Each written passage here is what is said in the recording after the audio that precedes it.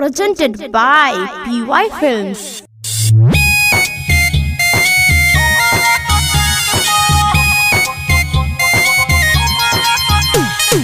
Kanchan Ibrahimpur music by Roshan Kumar. Chocolate फेंकबो सामान पर, चॉकलेट फेंकबो सामान पर, छौरी है हमारा दुकान पर। चॉकलेट फेंकबो सामान पर, छौरी है हमारा दुकान पर।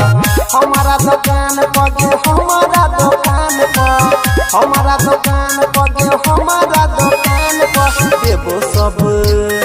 देबो सब कुछ कमे दाम पर, छौरी है हमारा दुकान पर। देबो सब कुछ कमे दाम पर, छौरी है हमारा दुकान पर। Kanchan Ibrahimpur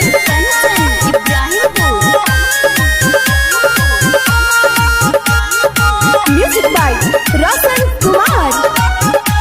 Presented by PY Films. तोरा खातिर छोड़ देबो सब कुछ छूट गे, अपने हाथ सखिए बोगी से टूट गे।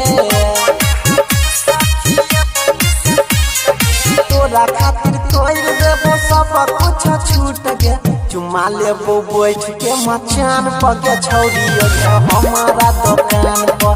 देबो सब कुछ कमे दाम पर, छौरी है हमारा दुकान पर। कंचन इब्राहिमपुर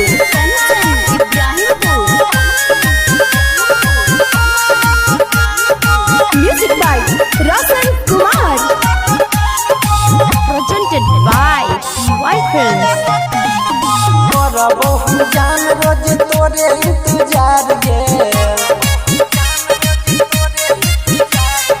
हमारे दुकान पर तू है बार बार गे।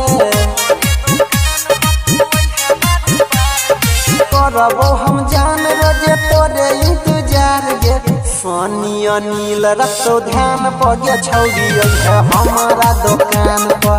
देबो सब कुछ कमे दाम पर, छौरी है हमारा दुकान पर। हमारा दुकान पर, हमारा दुकान पर, हमारा दुकान पर, हमारा दुकान पर।